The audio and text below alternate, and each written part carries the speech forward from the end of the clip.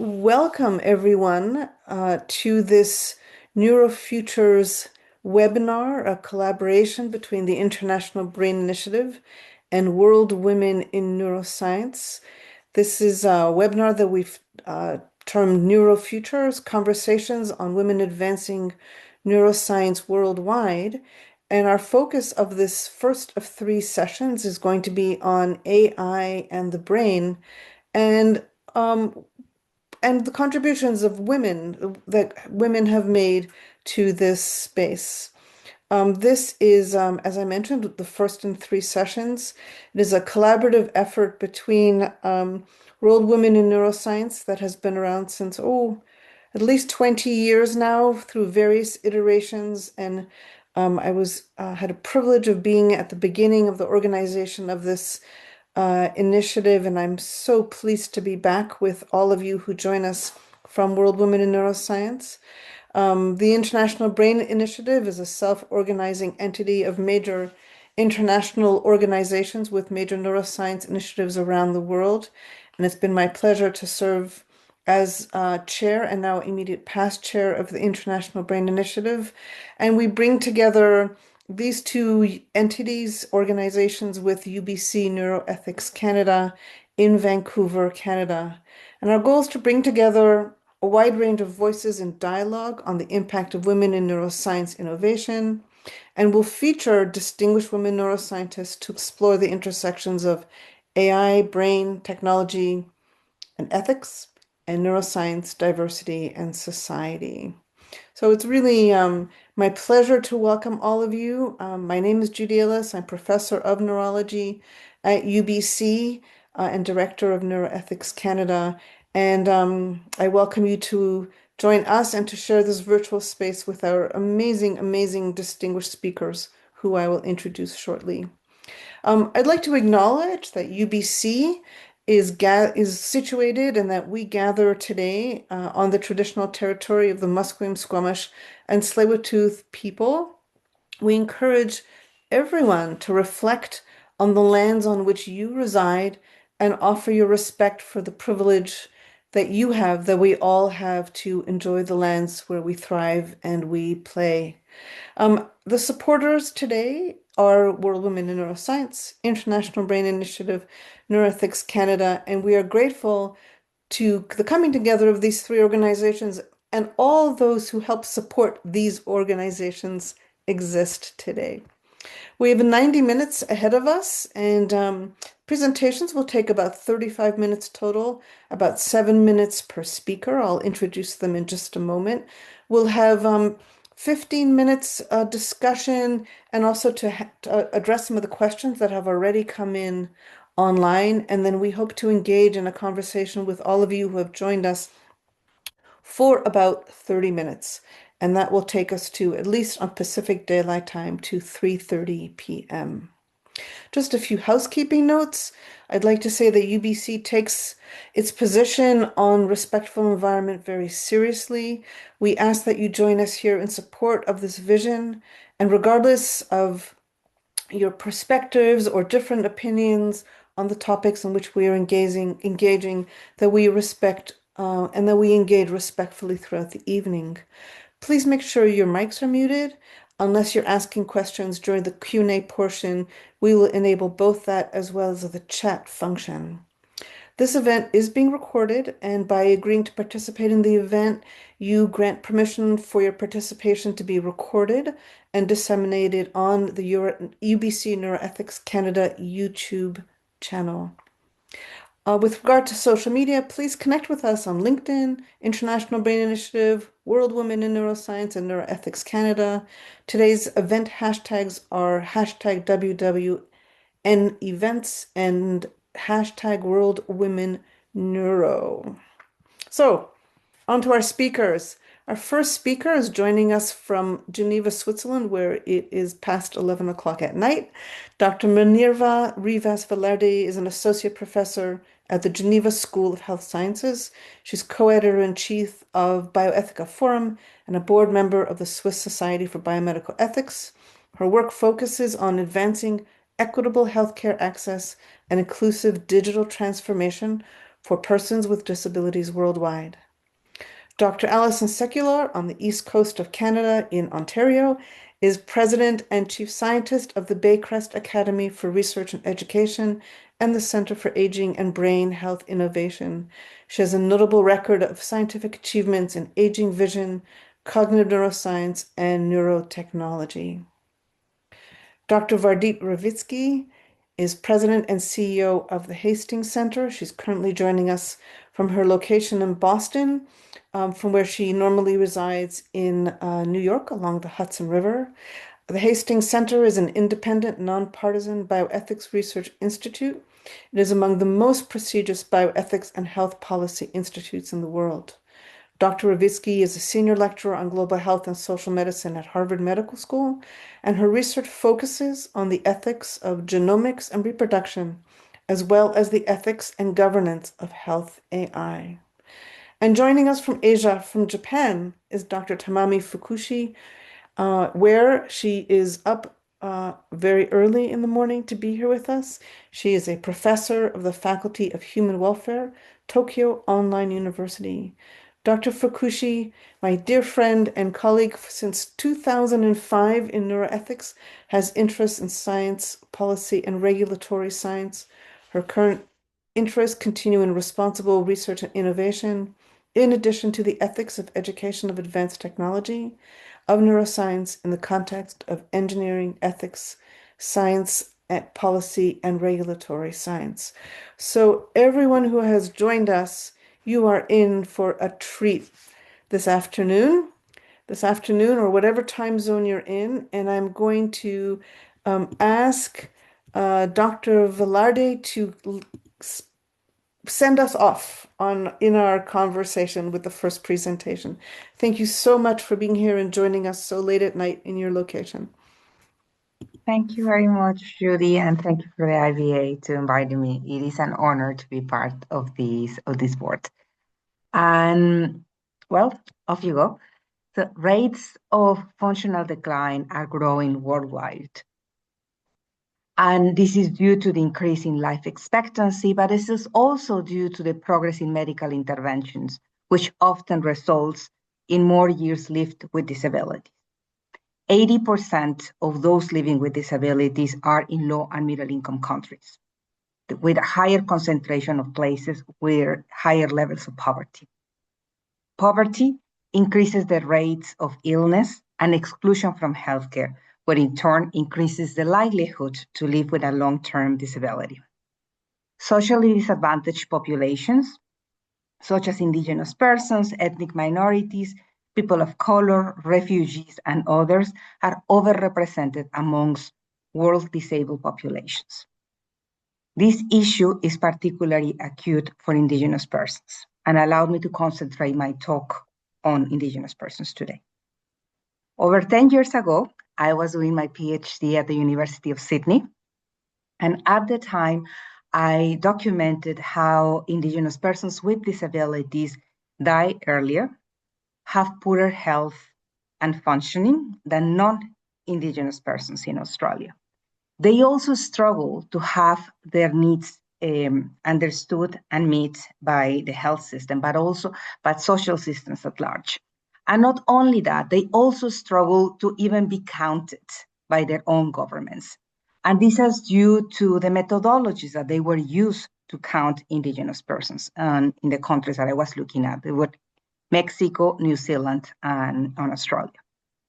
And despite these shortcomings on the data, in Canada, for example, approximately 30 to 35% of indigenous persons live with a long-term disability.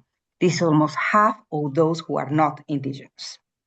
In Australia, people who are indigenous are 1.5 times more likely to have a disability than non-indigenous Australians. In Costa Rica, it's twice as likely, and in Mexico, where I'm from, 5 times more likely to have a disability than if you are not indigenous. This is a clear pattern of embodied inequities, and this is just the tip of the iceberg. All of these years later, that is painful to admit, but more than 10 or something like that, The full extent of these inequities remain unknown. Methodologies remain limited, and data governance remain weak. Data issues extend beyond social and health indicators. It drives innovation and technology advancement. Data is the digital representation of our bodies, our lives, and our minds. And this is why this conversation matters so much right now. We are increasingly seeing forms of data extractivism, the treatment of population as sources of data, as raw material to be mined and converted into value. Yet the legal and ethical protections for Indigenous persons remain very thin to this day.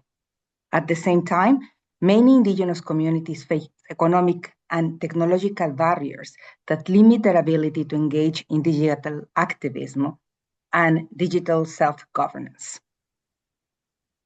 But what we're witnessing right now is not something entirely new. It is an old story that is now taking a new form. Past abuses tied to land rights, self-determination, culture, well-being, now are reappearing in the form of intellectual property, technological innovation, and data sovereignty. Too often, the language of scientific progress and universality is used to justify new forms of exclusion. But there are alternatives. Indigenous controlled data repositories, while still rare, they offer one important path forward. They can help protect Indigenous data against unjust exploitation, support consent processes grounded on Indigenous values, and create transparency about how data is collected, used, stored, and shared. And this is why digital activism is urgent. Investment in digital infrastructure and digital literacy is essential if Indigenous activists are to shape rather than simply receive AI, innovation, and digital tools. And this matters especially for Indigenous persons with disabilities because they are often excluded twice, once through ableism and again through colonial structures that do not fully put them even in the map as being counted. So those disability studies offer us anything useful for these and other circumstances and for neuroscience at large? I believe it does. Disability studies is about understanding of body-mind experiences. Disability studies is about historizing disability. It's about putting our body and minds and inequities into a political context. And more importantly, it's about harnessing methodologies to improve health, well-being, and justice for all. Disability studies give us perspective and a basis to apply bioethics principles and to test technologies. In health, where I often work, many AI models are trained on biased data sets and neglect the social and cultural dimensions of both disability and indigeneity. Without safeguards, these systems will reproduce a structural injustice and misrecognize lived experiences and further exclude Indigenous people and other marginalized communities. So the question is, whether these technologies will deepen inequities or they will help us to advance injustice. So we might not have the perfect data sets right now to test the algorithms or the perfect methodologies to ensure the machine learning or, the whatever methodology you might be using or applying are unbiased or are fulfilling their promises or doing something good for society at large. But we don't need perfection. We need something that is good enough and useful enough. And above all, we need Indigenous and disability rights and overall disability scholarship to not be at the margins of this conversation, but rather at the center. Thank you very much. Minerva, that was absolutely powerful. Thank you so very much for your comments. I'm going to put a question on the table for you to keep in mind, and we will come back to it once we've heard from everyone on the panel. But my question is going to be, what particular special contributions have women made in the disability space, and what goals can women set and pursue in pursuing and resolving some of the passionate challenges that you have just put on the table for us. So keep that in mind. We'll come back to that in the discussion. So thank you again very much. I just was remiss in my introductions in not acknowledging Emmeline Edwards, Dr. Emmeline Edwards, and Dr. Jean King specifically. I can't see who has joined us in the terms of the participant names, but Emmeline and Jean have been forces of nature in bringing world women in neuroscience to where it is today in their tireless, unfailing efforts to bring us together, keep us together, and move us into the future. And I just want to specifically call them out and thank them deeply for the support of this event and all the vision that they bring to this Women in Neuroscience organization. So thank you, Emmeline and Jean. I know you're out there. You must be out there. Okay, we're going to move on now to Dr. Allison Sekuler and give the floor to you, Allison. Thank you so much for being here with us. Thank you. Can you hear me okay? Because I've just switched over to my computer. Okay, good. I really appreciated Minerva's comments, and I'm going to focus on how neuroscience is important and the link between neuroscience and AI, especially in the context of aging and brain health, both within the Canadian context and globally. And I think that some of Minerva's comments are particularly relevant because so much of the research that has been done to date in that space really has focused on majority populations, especially in the Canadian and US context, on upper middle class white Western European men, when of course the risk factors extend well beyond that one group. And so one of the things that I wanted to let people know is the organizations that I'm representing. I'm a professor at the University of Toronto and McMaster University, and I'm also the chief scientist, as Judy said, at both the Baycrest Academy for Research and Education and the Center for Aging and Brain Health Innovation. Those are two very different organizations. The Baycrest Academy, or BARE as we call it, is really focused on this space of aging and brain health with a research and education focus.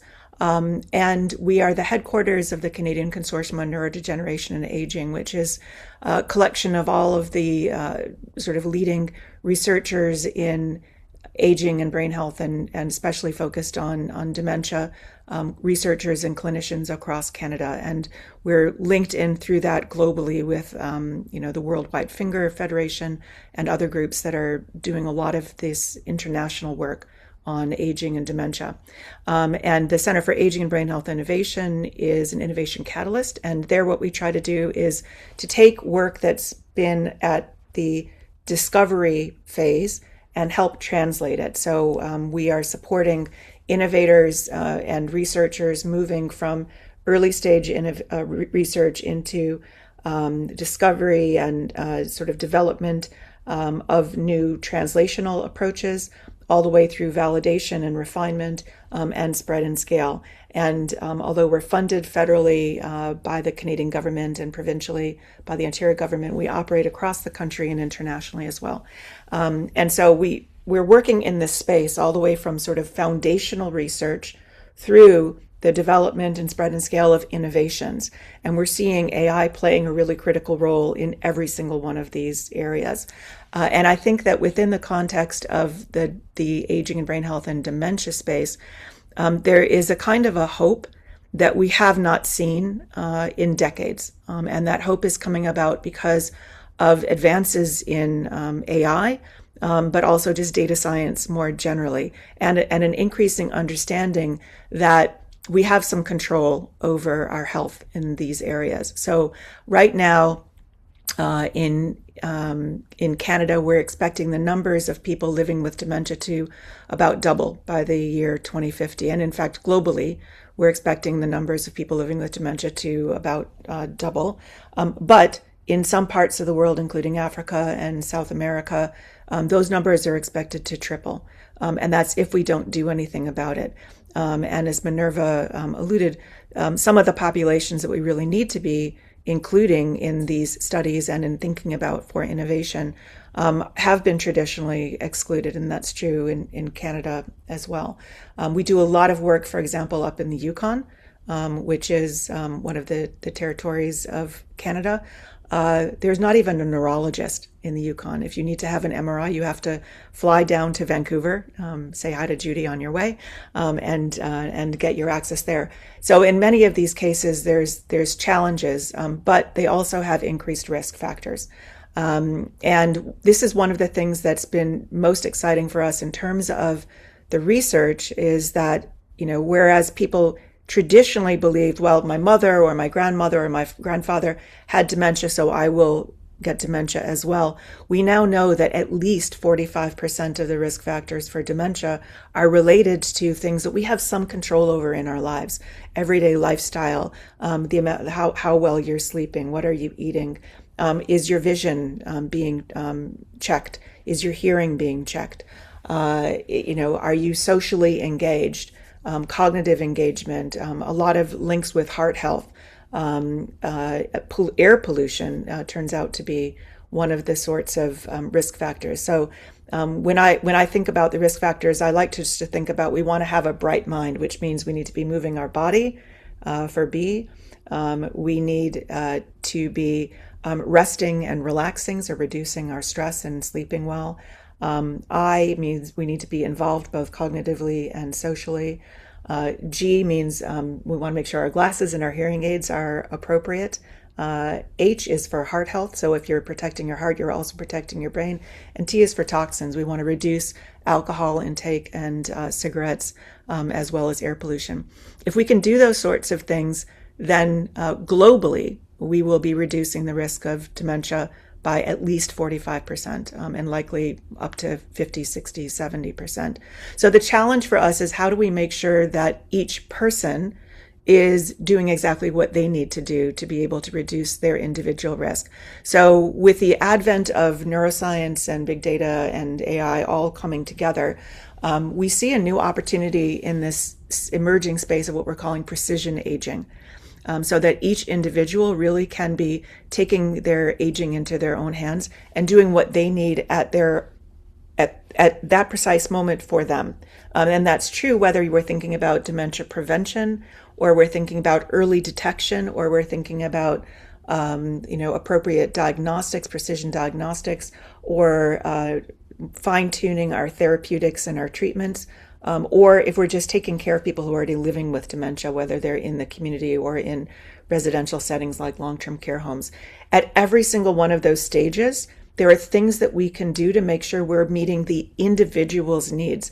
And with the advent of AI connecting with the emerging science, we're seeing now an opportunity we haven't seen ever before. There's hope in this space. And there is a lot of expectation, I have to say, in terms of what we should be getting, from the research and from the innovation. Unfortunately, as Minerva has already alluded, a lot of the people who really should be engaged have not been engaged to the extent that they should be. Alzheimer's in particular affects women significantly more than it affects men, and that's not just because they're living longer. There's a whole bunch of other issues that we can get into later, but traditionally women haven't been included to the extent as men. People from marginalized communities, from equity-deserving communities, rural communities, northern communities in Canada and globally, have not been included. So in the International Brain Initiative, one of the things that we're working on is how do we bring together these different groups. And for us, one of the most important elements is the data sovereignty, as Minerva was already alluding to. When we're creating these approaches for precision aging, there's got to be a balance between how much are people willing to share about their personal issues and their health issues and their social issues and so on, with how do we make sure that we're protecting privacy. So there's this tension, I think, that's also building between needing to have access to ever more and more and more data, and have your life be an open book to some extent so that we can make sure that you're getting what you need at that particular time, with this increased concern around how will those data be used. And so there's the ethics of how do we balance the ability to be able to get information from people who maybe haven't been traditionally even included in this kind of research, so that we can make sure that everyone is going to be benefiting equally. How do we balance that with the privacy issues and the ethics of the intrusion, is one of the challenges. And I think that we're also starting to see, issues of how do we make sure that we're addressing, it was already mentioned, populations living with different disabilities. If you have a cognitive disability and are less able to give consent, starting to manage the issues around consent in those sorts of populations, people with cognitive decline, people living with dementia, so that we can make sure that they're going to live their lives as well as possible, but still have a level of autonomy and authority over themselves and their data. So those are the sorts of issues that are really on our mind. And I think that, we're starting to see, this collision of technologies that's getting us to this point of precision aging faster than we thought might be possible before. But to be able to really take advantage of that, we want to make sure that we are also respecting people's authority and the data sovereignty, while we're being as inclusive as possible. So for us, that's where we see some of these big challenges. Thank you. And to put a question on your plate to come back to, which is, when we think about precision aging, how do we think about it specifically for women? What are the targets? What are the strategies of achieving the kind of precision that you've tempted us with? So we're going to move on before I go quickly back on audio to Vardit Ravitsky from the Hastings Center. Thank you, Vardit, for being here. Thank you, Judy. I'm honored to be in this distinguished company of great thinkers, and I want to address AI at a pretty philosophical level, but then I'll bring it down to some concrete examples. I want to start with a focus on the notion of intelligence, which many have already pointed out is a problematic term to use. It caught on by now, it's too late to change it. But when it comes to human intelligence, we don't have agreement on a definition. And now we're trying to insinuate that these algorithms, these models, are emulating something without knowing what that thing is. But it is related to the brain, right? Brain research, in a way, is research on what makes us human. And the stage at which AI development is right now makes quite a few people question, what is it that makes humans special? In an era when we can have conversations, relationships with generative AI, how do we distinguish the role of humans in care, the specialness of humans in relationships, and where do we want to draw the line socially, ethically, and say, we don't want to let these models take over these roles in society and health and research. There are certain areas of human activities, especially around health and health care, that we should protect against this intrusion, this invasion, even if it promises effectiveness and cost reduction, etc. So I want to say two things about these blurred potential lines between human cognition, human emotions, and generative AI. The first is to point out that we're already seeing the emergence of especially a young generation that is engaged in relationships from their perspective with large language models. This is tied to the epidemic of loneliness in Western societies. It's tied to a rise in the crisis of mental health. Many young people are now fully conversant or training generative AI to be their companions. And it led to a phenomenon that some have called AI psychosis, which means that your relationship with AI is so deep and powerful from your perspective that you assign certain aspects of humanity, of humanness to the algorithm. You think of it as conscious, you think of it as empathic, you think of it as deserving of protection. You basically give it moral status and you give it emotional status in your life. The dangers of these relationships have been pointed out. The algorithms are sometimes not calibrated well and they give dangerous advice. We know of one case of an adolescent who committed suicide based on the advice of an AI companion with which he had a deep relationship. So the risks are there for mental health, and the emotional, social risks are there. But I want to point out three use cases where there's a lot to be gained from this tremendous ability of AI to not just be a good companion in biological research or in taking notes in a clinical encounter or diagnosing an X-ray, but rather this more generative, conversational, relational aspect that we're reaching right now. And the three examples are these. The first has to do precisely with what Allison addressed, and that is the fact that we're living in aging societies. We have a major crisis of caregiving that is impacting the sandwich generation, is impacting the economy. Judy, to your upcoming question, empirical research shows clearly that it is women who carry this burden, daughters-in-law, in Western societies, in Asian societies. It is almost entirely women who carry this caregiving, non-professional or non-paid caregiving role. And again, against the backdrop of a phenomenon of loneliness and everything that Allison told us to do for our brain, be engaged, be in relationships, be in community, we're seeing the rise of care robots that can talk to you, not just respond to your questions, but rather trigger conversations with you. They come into your home, they sit next to you, and they tell you a joke. They ask you a question. They ask you to talk about your day, your feelings. They run your schedule. They remind you of things that you wanted to do. They encourage you to be physically active or to engage your brain.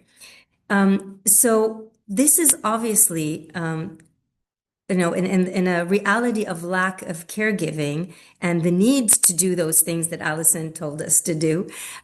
This is, of course, has tremendous potential benefit, but absolutely blurs the line around human relationships. How do we assess the benefit, the risk, the cost? I think this is a major societal question that we're going to be facing in the coming years. The second example is overall mental health. And again, we're aware of the global shortage of mental health professionals, mental health support, against the backdrop of major crisis in elevated rates of mental health challenges for young people and in certain regions of the world that are undergoing conflict. Here again, we're seeing the emergence of multiple startups that offer us chatbots as therapists, as help not only with diagnosis, but actually with care. And again, same issue, it goes into a gap that is detrimental. It could be life-saving. Anything from triage to actual care, it walks into a place that we cannot offer where we cannot offer enough human support, but the social risks are enormous. And finally, my last use case is generative AI as healthcare chatbots. I was a part of a team that ran an experiment where we surveyed thousands of patients. Half of them had just a health inquiry where they had an exchange with a human clinician and the other half with a health chatbot. And then we asked them in which case, or the level of empathy and compassion that they felt throughout the exchange. And those who conversed with the chatbot felt more supported, more heard, they felt more empathy. But then when we told them who they were conversing with, those who were talking to a chatbot, their level of satisfaction dropped, and those who were talking to a human, the level of satisfaction rose. And one possible outcome of that was, oh, so we should not tell people the truth. If we want them to just be optimally satisfied, we should let them talk to chatbots, but pretend that they're talking to humans. And that was, of course, not our ethical analysis in the paper, but it does point to a very interesting emerging phenomenon. Chatbots are never tired. They never have to move on to the next patient. They're available 24/7. And they're pretty good, not just at providing information, but in making you feel cared for. So how do we navigate what they have to offer in the current shortage of healthcare support and healthcare providers?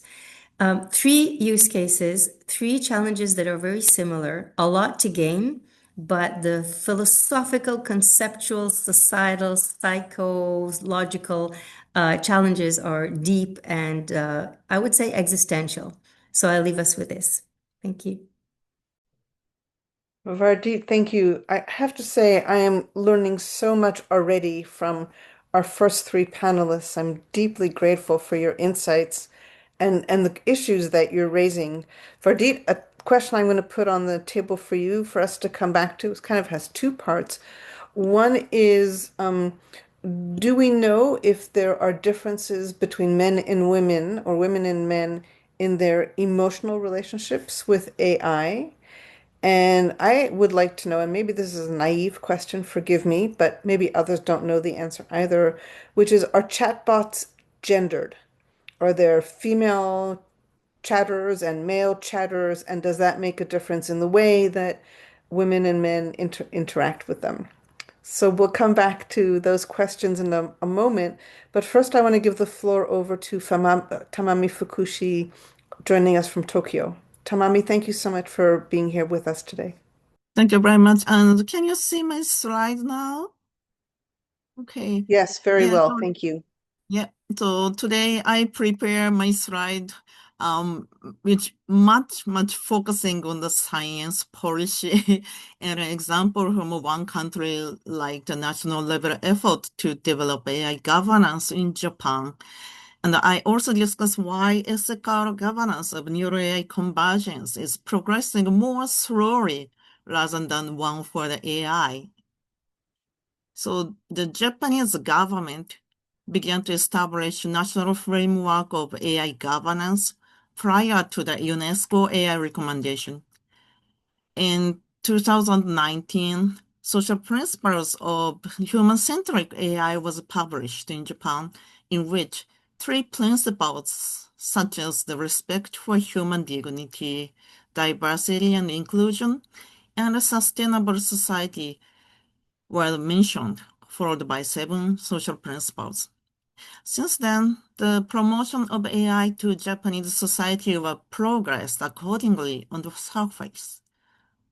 For example, the survey data indicate that Japanese students generally show positive attitude toward AI across generations. However, the situation becomes more complex when we look at actual behavior. This survey, conducted by the Ministry of Internal Affairs and Communications, showed that many people hesitate to use AI technologies in their daily lives. The common reasons are that the people feel that AI is not necessary for their own lives or works, or they don't know how to use it, or having some concerns about security, safety, and information leakage. To address these concerns, the government has actively developed ethical frameworks.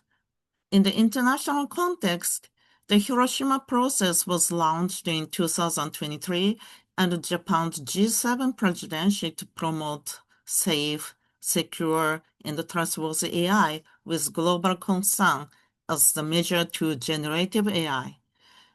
In the same year, the AI Safety Institute was established to develop AI safety measures by cooperation across various ministries and governmental agencies in Japan.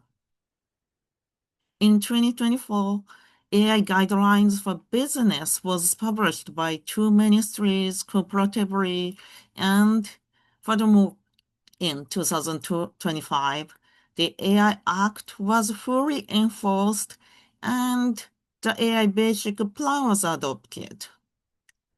In fiscal year 2025, the Japanese government invested almost $2.7 billion to AI-related industry. So, taken together, the Japanese government has been making considerable effort to strengthen the AI governance in both national and international context. However, in contrast to the effort to AI itself, no national legislation, either national strategic plan guidelines, specifically addressing neurotechnology, either neuro-AI convergence, was developed in Japan yet. While other emerging technologies such as symbio, quantum, and materials science are being advanced in line with OECD initiatives, neurotechnology alone has been left behind. Several factors contribute to this situation, I think. The first, Japanese government and market still underestimates the impact of neuro-AI convergence on society, which might bring Allison future profit for Japanese economy. That is the second factor. The third, the neurotechnology has various possibilities of application from healthcare to military use, as indicated by other previous speakers. And it also contains multi-technical elements to be regulated. And the fifth factor is that regardless of how invasive it is, and for which purpose the neurotechnology is used, it will be inseparable from the intervention in our brain. So as a result, these factors bring two complicated regulatory and governing frameworks to be centralized for current structure of the Japanese ministries. In addition to the above, the lack of the dialogues across stakeholders, including government, academia, industry, and users, would be the urgent issue to be solved. That's my impression. So to change or to improve such a situation, several grassroots efforts are emerging in Japan now. Like literacy engagement, revising the ESCAR guidelines from the academia, and revising the evaluation criteria for medical devices with brain-computer interface. At the policy level, the last year, neurotechnology was mentioned in Japanese international standard strategy, which signals increasing the governmental attention to this field. More recently, the ministry, the MIT, selected neurotechnology as one of innovative field in the Frontier Development Program to facilitate the industrial application of neuroscience. And finally, I'd like to introduce the current effort by myself. The project called LC and Governance as the measure for the era of neurotechnology native, in which we are trying to develop the ecosystem for neurotechnology governance through international cooperation and domestic stakeholder engagement driven by the academic research and the collaboration with governmental bodies. For my last word, I expect that global initiatives such as UNESCO, OECD, and subsequent initiatives by other international bodies like United Nations, UNICEF, or GPA would play important roles to encouraging further policy measure in each country soon. And some academic efforts like my project would contribute to some of such efforts. Thank you very much for your attention. I stop my presentation here. Tamami, thank you very much for those insightful comments and the data and background on governance that you've shared with us. So important for us to have these baseline informations on which to build. I hope that the International Brain Initiative, while we are not yet, in any case, a UNESCO or an OECD or a United Nations, but as we grow as an organization, but even during this process of our growth and our continued evolution, we are able to contribute through our working groups to the kinds of conversations that you and others are leading and participating in. The question I'm going to put on the table for you, and then we're going to go to the top and come back to you, is on the very last slide, we see some women, including you, Catherine Basel, and Jinny Jung, of course, in Korea, working on these governance endeavors. I'm curious to hear more about where women have contributed over the past years to the governance efforts, and whether there have been barriers to women, unique opportunities, and finally, whether you think attention should be divided to governance across genders. Are we all one big party, women and men and people who are non-binary, or do we need to be thinking about divisions based on the way we self-identify in our social and sexual groups? So with that on the table, I'm going to come back to Minerva. You spoke so passionately to us about disability and Indigenous rights. And the question I had for you is, what special goals can women set and pursue in responding to the challenges, and have they made contributions? So Minerva, we'll go over to you with my question for you. Thank you, Judy. Thank you, everyone. So I think I will start from the last question because it's fresher in my mind. And it's about data disaggregation. And I mean, I think the question went beyond data disaggregation, was this conceptualization and how it might become also data disaggregation. I think it's crucially important. I allude to the issue that we have very little data about persons with disabilities. But when we talk about intersectionality, then we have even less. So when we talk about women with disabilities in different parts of the world, we simply don't have this data. And when we try to measure from the simplest things, from like mortality to then technology development and neurotechnology and so on and so forth, we just don't have it. So I think it's extremely important to advocate for data disaggregation at all levels of clinical care and policymaking.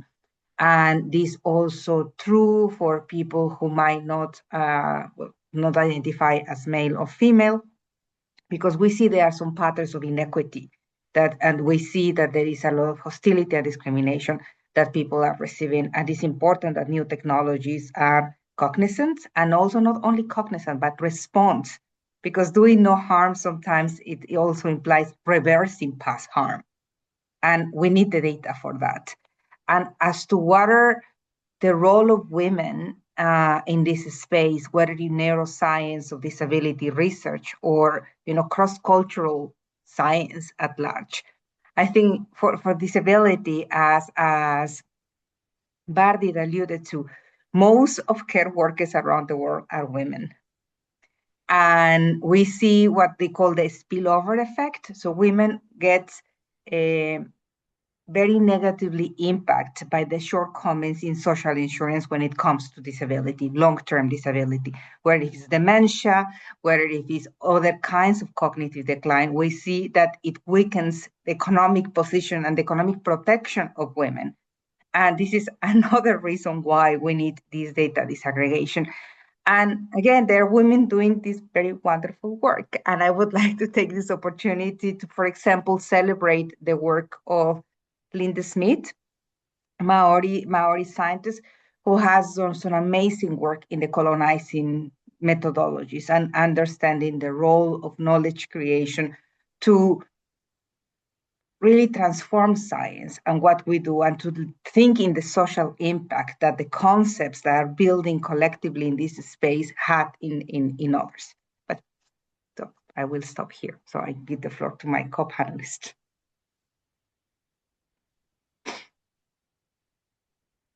We don't hear. Thank you, Minerva, for that tip. Do any of the panelists want to respond to Minerva's comment or my question? No? Okay, then we'll go on back to Allison, and I launched to a question about precise aging and precise aging precisely for women, given that we are world women in neuroscience here gathering together. What are your thoughts there?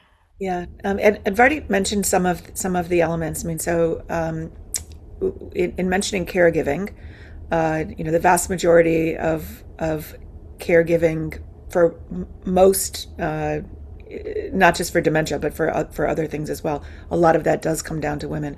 It is the case that even being a caregiver of someone with dementia increases your dementia risk, and it can increase it by up to 6 times. So someone who's a caregiver for somebody living with dementia can be up to 6 times more likely to develop dementia themselves. And that's not just because it's not because dementia is contagious. It's because if you're taking care of someone else, you're so much less likely to be able to take care of yourself. And for women, I think in the chat now to everyone is the latest Age Tech Insights report that we've had come out of CABI, the Center for Aging Brain Health Innovation. And in that one, we were looking specifically at issues around women and menopause and perimenopause and postmenopause and use of technology.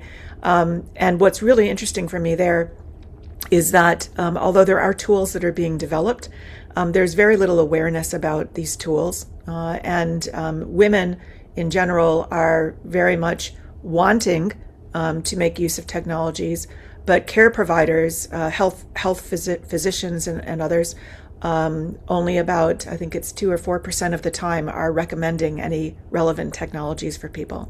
And where they could be recommending these technologies are exactly some of the areas that have already been mentioned, including social isolation, including some of the chatbots, including sleep aids, and so on. So there are there's this disconnect, I think, in some ways.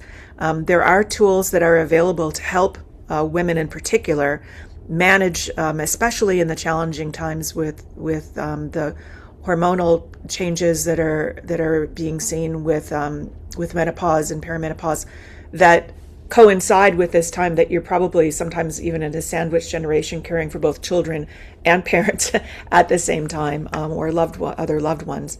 So you've got these increasing stressors, but there's not enough information going out to women about what is available. So Vardit mentioned, for example, some of the robots, and CABI has actually supported the development of one of those called LEQ, which comes out of Intuition Robotics, which I think is an interesting case study because we did some initial studies with them to make sure it was going to work in a way and address some of the privacy issues and so on.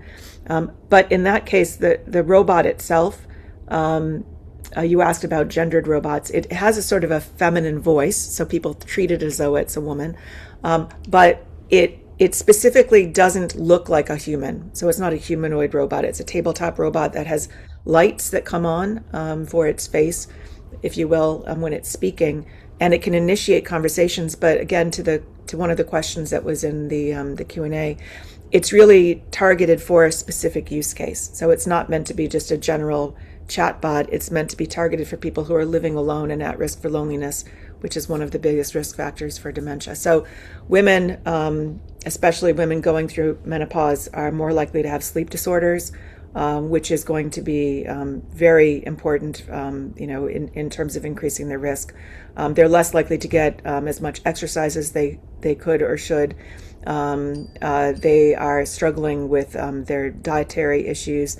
They're more likely then to develop depression and other heart-related issues. All of this is related to these changes that we see in the normal course of aging. And I think it's really important for people to recognize that menopause is not just a reproductive syndrome. It's a neurological syndrome. It's a whole body syndrome.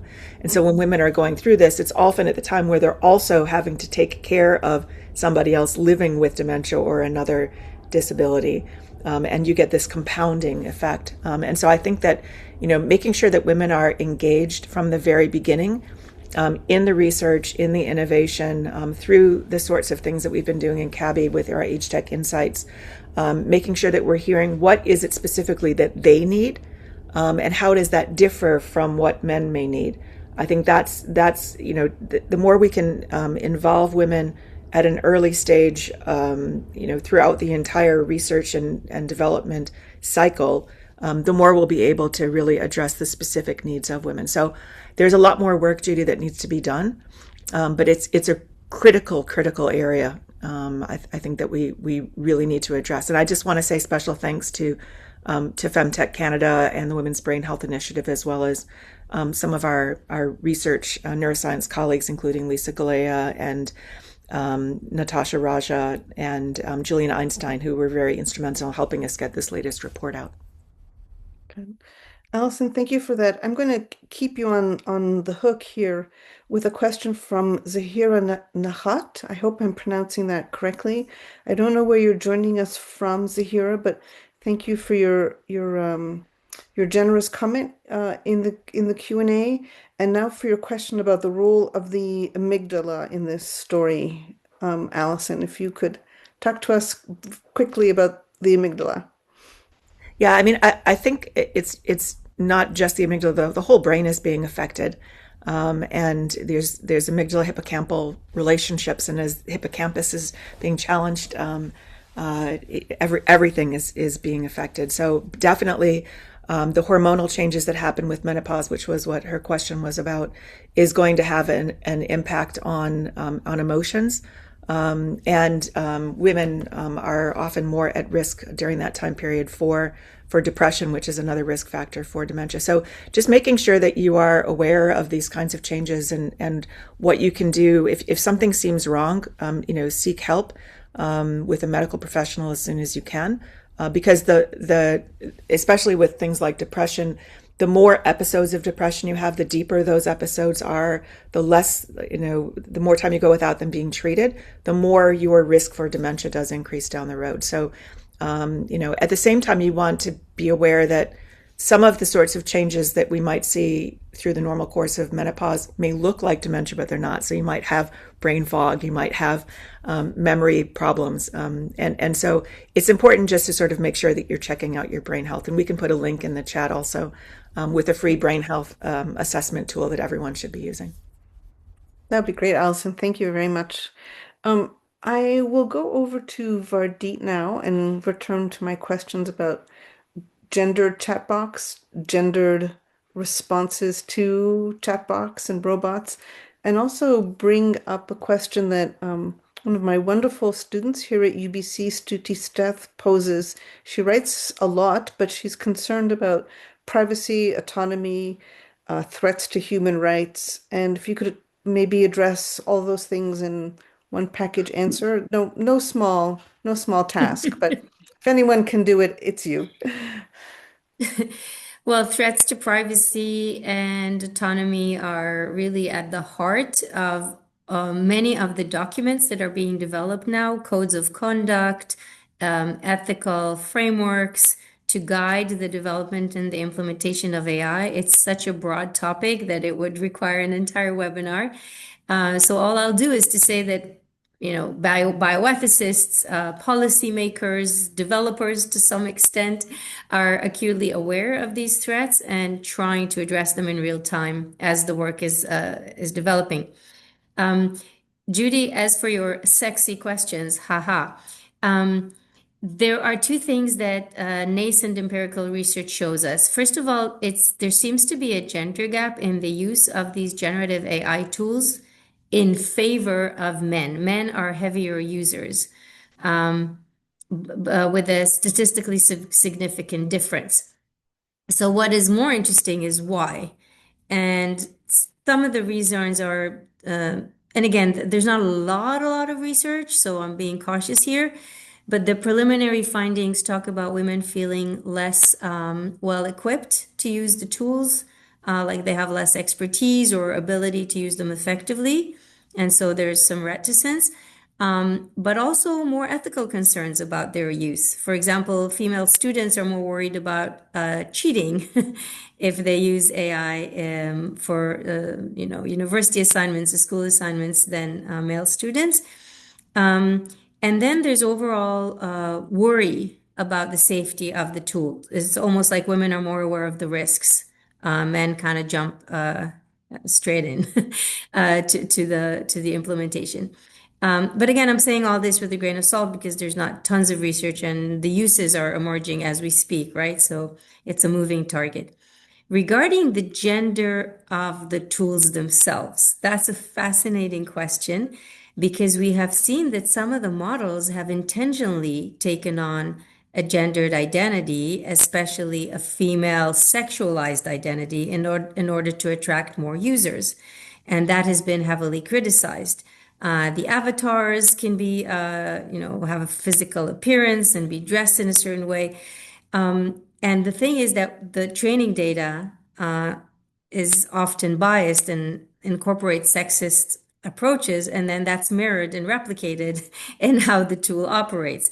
So it's not that AI makes up gendered and especially sexist or misogynistic approaches. It's just that it mirrors what it sees in the overall data that it's been trained on. Anecdotally, young people around me who are heavy users tend to give their generative AI tools an identity, a name. They train the tool to talk to them in the style that they prefer, to engage with them in a certain way with a certain tone. And that identity often includes a gender. So it's not just the voice in which it speaks to you, it's the overall, if you think of certain attitudes as more female and you give those attitudes to your companion, to your AI companion, you would start to think of it as a man or a woman. And in a way, this exacerbates stereotypical, socially prevalent roles. There's been reports of AI presenting women as more submissive, as more, as providing services, and men in leadership positions. But again, it's nothing new. It just replicates what it sees. So that's my very high level answer to your fascinating questions, Judy. Those are great answers. I want to turn back to Minerva and ask about 100 questions about how people with disabilities, people from marginalized populations, people who are indigenous people are even more disproportionately affected by some of the threats and risks that Vardit has just raised. But before we go back to you, let's go to Tamami now. And looks like Tamami's having some camera problems. I hope we can hear you. Tamami, if you could go off your mic, please. Yeah, Or on your I mic. can Thank hear you. And sorry for some trouble with my camera after the presentation. Yeah. No problem. We have a beautiful bouquet of, I think they're daffodils, which is very appropriate for the early spring here in British Columbia. So we will enjoy looking at those flowers while we ask you to address the question that I posed to you about women in governance around AI. Both have women in your world contributed, how they have contributed, and should we be differentiating some of the considerations around governance for AI on a basis of gender? Hey, thank you very much. In Japan, as I introduced, the AI Safety Institute was developed 3 years ago, and the director of the center is the woman, and many of the women scientists are contributing to the center's activities. So the things is getting changed from the bias from the men to read the governance of policy to change the woman has getting have a power or leadership to lead the Japanese the policy discussions, like the Prime Minister Takaichi, and she is the very, very first woman president in Japan. So I think until recently, the Japanese commissions for policy is just one or two women inside of the committees, but now the percentage is getting almost 1-to-1 or 50% of the genders. So that makes the things more flexibly or multi views of the opinions can be delivered to the policymakers. Yeah, inside of the ministries, it's still the man is the majority of the policy making or some decision making, I think. But the outside of the ministries or government, the women's contributions are getting much more bigger than before. That is the situation in Japan.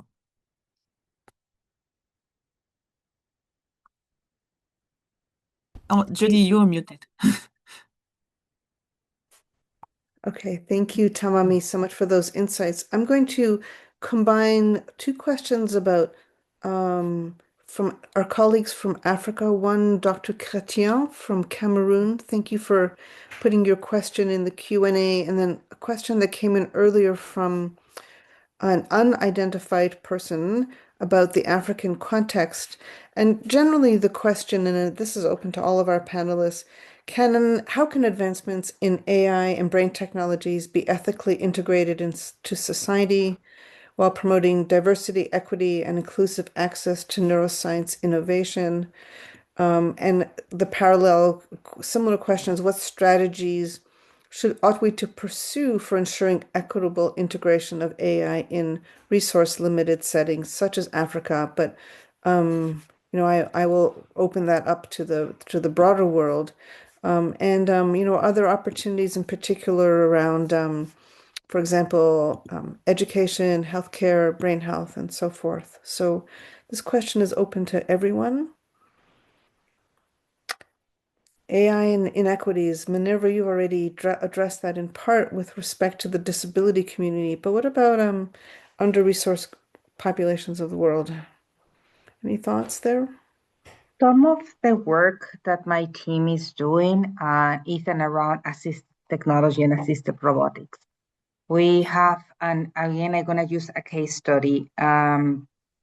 As Vardit used. So now in the European context, we are all celebrating the EI Act and its approach to risk and the operationalization of risk. Something that we have seen and studying assisted robotics and EI for assisted robotics and assisted technology is that even the technology that claims to be user-centered, user-driven, or user-inspired have little to non-inclusion of diverse population, little to non-inclusion of disabled individuals, little to non-inclusion of women, little to no inclusion of minorities, are the large majority of those who are included in this kind of technologies as mostly middle-aged men. And in the case, for example, that we just finished a study on robotic wheelchairs, we saw that the large majority of these technologies are developed only on its majority with veterans and men between 35 and 60. And those are the only evidence. All the other technology that claim to be user-centered, user-driven, community-based, we have little to no evidence that that was the case. So when we talk about developing the technology with those who might be benefiting from it or involving them throughout the procedure, we have to get more serious about the methodologies. What we are starting to see so very often is that people get involved just at the end when the technology needs to be validated, or what they call the usability test, whether it is cat robots, whether it is algorithms, or technology of any like. We see that people might be involved in the needs identification, if lucky, but then they only get involved until the last stage of validation and usability. And this is what we see the most in the robotics space, at least, is the use of proxies. So even if they claim that this technology will be like for women of a certain location with a certain kind of impairment, we see that is little to no scrutiny of this.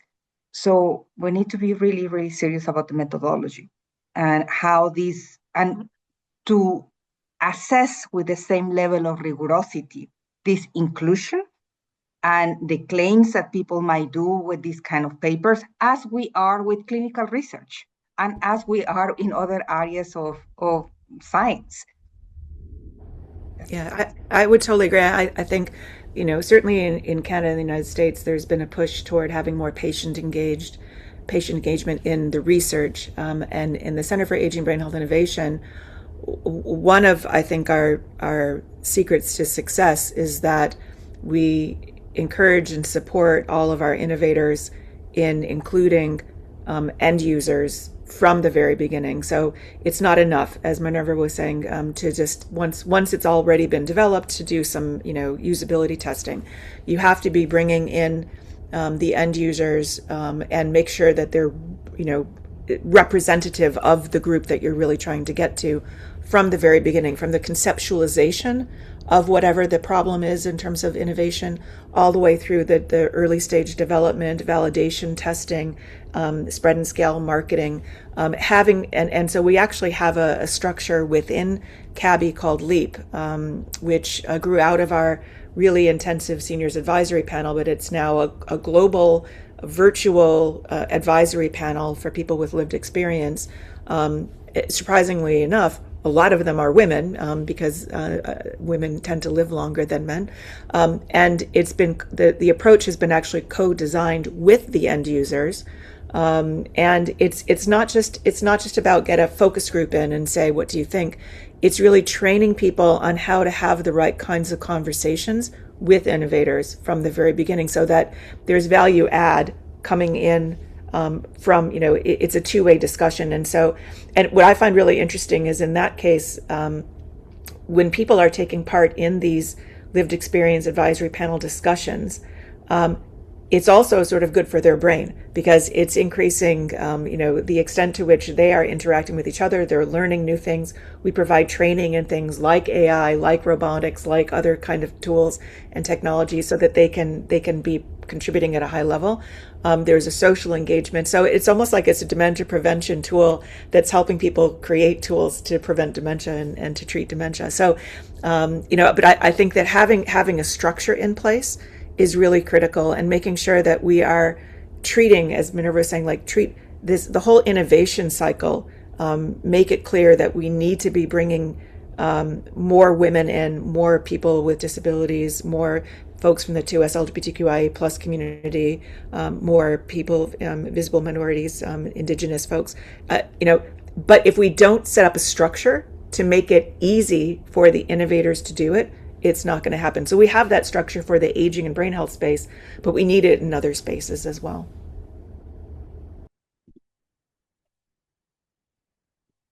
Anyone else want to jump in to this conversation? And then I'm going to carry on. One point that I wanted to add, that I will not forgive myself, I will say that luckily the Helsinki Declaration has been updated and now encourages the inclusion of vulnerable populations in research, in clinical research. But the legacy of exclusion of vulnerable population is quite costly to the innovation in now AI-related technology.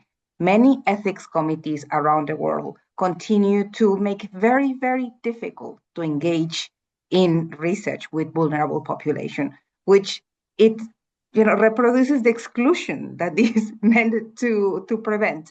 And that's something we have to be really serious about and change. Thank you. Okay, thank you. I want to go on to a question that has been posed by Renata, who has joined us. It's directed at Allison, but I think it's open to really everyone on the panel, which is that consent is difficult to obtain from people with cognitive disabilities, men or women, women or men, and of course it is proportionate to the level of the cognitive disability.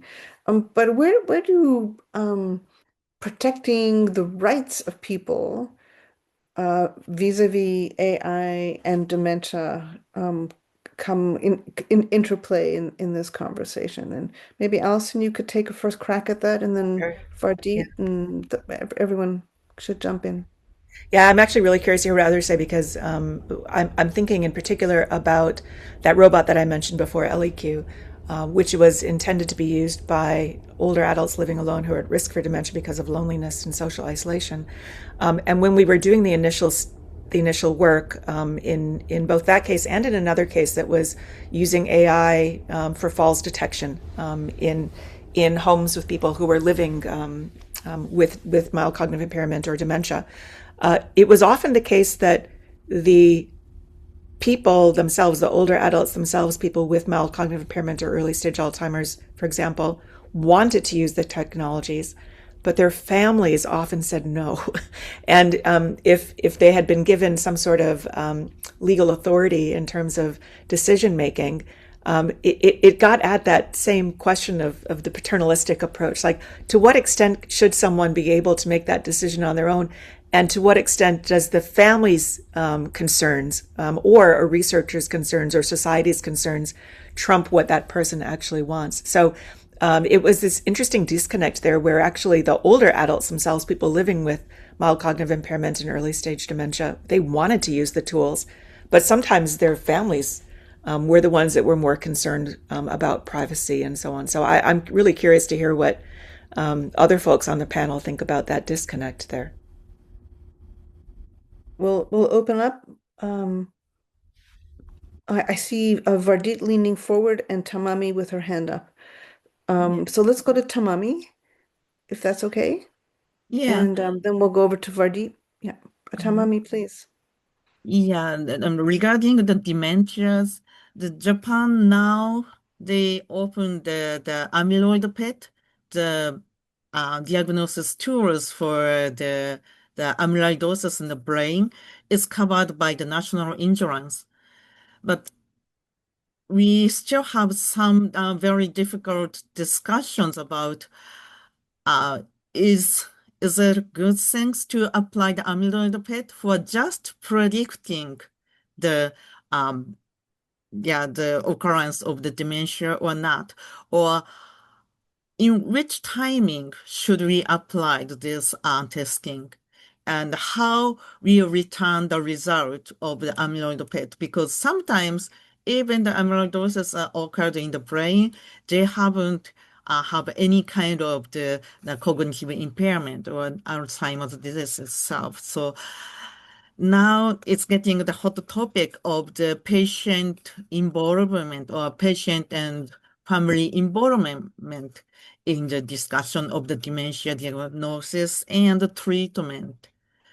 But there's no still good answer yet. But there's some ethicists also collaborating with the dementia researchers in the clinical context. So I hope the Japan is the world-leading aging society, and the woman has the almost the longest life in the worldwide.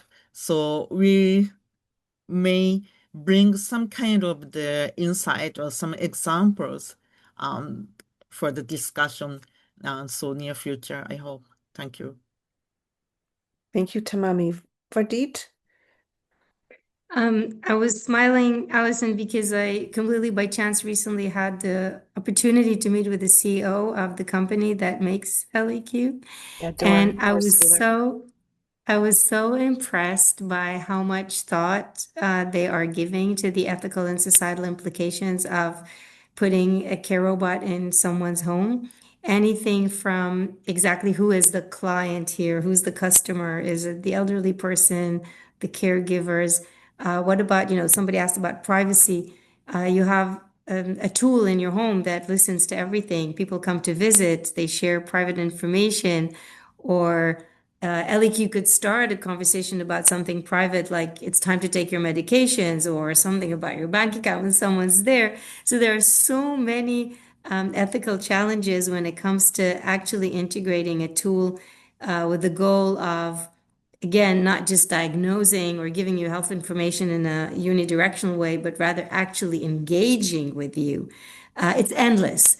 And I always feel optimistic and joyful when I see that the developers are aware of the ethical challenges, that they seek out proactively a code of ethics, that they say we need guardrails because we're going into people's homes, into people's families, into people's psyches.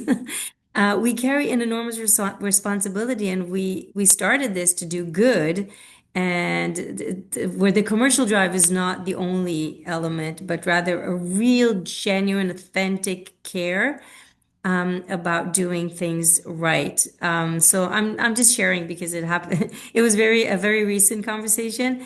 But beyond LEQ as a use case, and beyond that specific use of AI, I think that the future of AI in society will depend not just on ethicists having these conversations, but ethicists being welcome and invited into the tables where those decisions are actually being made, not just at the governance level, but at a technology development level.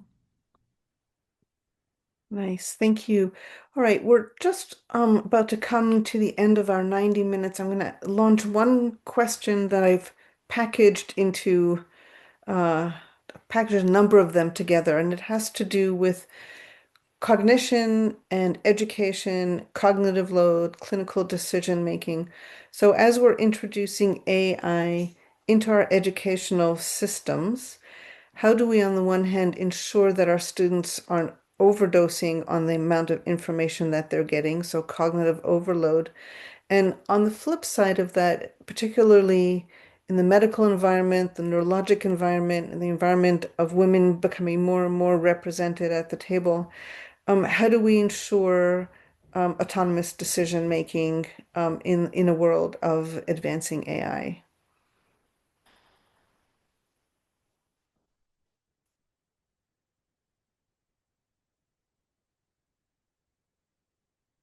In education. I can maybe just start. I mean, so we're at Baycrest. Our education unit actually right now is finalizing some new education modules specifically for healthcare workers and people in the aging space, helping them understand more about AI. What is AI? But and then there's separate modules on robotics and AR, VR, XR, and other technologies and tools. I think that for too long it's been sort of thought, well, if you're not in computer science, you're not a mathematician, you're not an AI specialist, you don't really need to know that. But it's increasingly becoming clear that everybody needs to be educated to some extent in these areas. And I think that what we probably are going to need are some sort of specialized, focused approaches, because not everyone needs to become an AI programmer, but you have to learn how to use the information. And in Boston now, they're just in some of the school districts introducing mandatory AI training in the I can't remember if it's the middle school level or the high school level, but in the school system, it's becoming sort of a standard part of the curriculum. And I think we're going to start seeing more and more of that. It's important for students to understand, how, just as in previous years, certainly when I was growing up, we had courses on how do you tell the difference when you're reading a newspaper, between what's valid information and what's not. I think we just have to make sure that it's getting into the school systems at an early enough stage that they understand that. The other thing just to keep in mind is that, that the science is still not really out there yet in terms of what the impact of this is. I mean, I think that Vardit and others spoke very well about some of the potential dangers of AI. But for example, there was one recent study suggesting that older adults, certainly when they're making more use of these kinds of tools, is actually improving their cognitive function, at least a little bit, right? So now there could be a cohort effect because for them, part of it may be that they have to learn more tools to begin with, so it's more of a cognitive engagement approach. But there's not evidence necessarily in that older cohort that we're seeing. It's hurting people's ability to learn new things. It's actually maybe having a positive effect. So I think that there's a lot more work that needs to be done, making sure people understand what these tools are, where they have their limits, and putting some restrictions on the use. When we're not really sure whether there could be these negative impacts that Vardit was talking about before. I think those are really important. But I think the last thing I just want to say, and this gets back to something that Minerva talked about at the beginning, is in terms of accessibility, when we do think that there are opportunities to enhance people's lives using these kinds of tools, whether it's AI enabled or other kinds of neurotechnologies, we have to recognize that not everyone has even just the basic infrastructure to be able to access these tools. So I mentioned the Yukon before. There are whole parts of the Yukon that don't have internet access. Some don't even have cell phone access. So, I think that having, if you want, especially for equity in health, you need to have equity in technology. And so governments globally, I think, are going to have to recognize that these tools are coming out, and to make sure that everyone can benefit. There's infrastructure that we have to be addressing.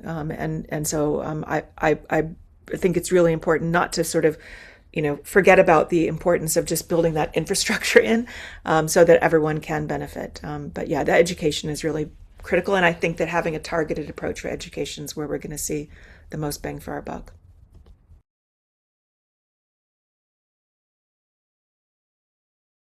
Thank you, Allison. We've always, over time, particularly over the last few decades, talked about introducing neuroscience into early education as far as early as K and K through 12, and I think your comments speak directly to that.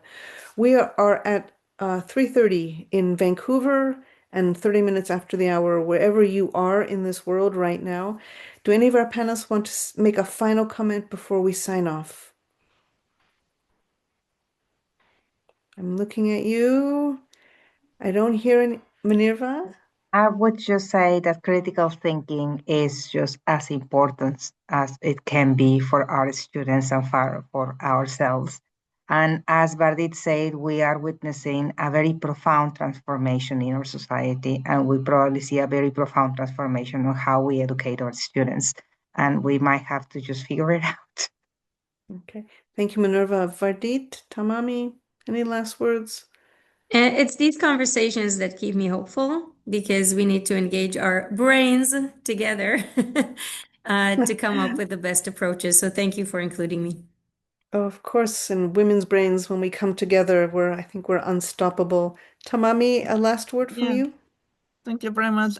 It was a very wonderful opportunity to join this panel and talk about the AI and some surrounding fields about the brain science. So, yeah, as the one member of the ethics working group on the IBI, I would continue my effort to think about what is the ethical way to bring the neuroscience into the AI or some other advancing technology. Thank you. Okay, wonderful. Thank you so much, Tamami. Thank you, panelists. You are amazing. It's such a joy to work with all of you. And thank you, Marianne, for bringing us together, and World Women Neuroscience for enabling this first in a series of 3 events. And we'll see you all at the next one. Take good care of yourselves. Bye-bye.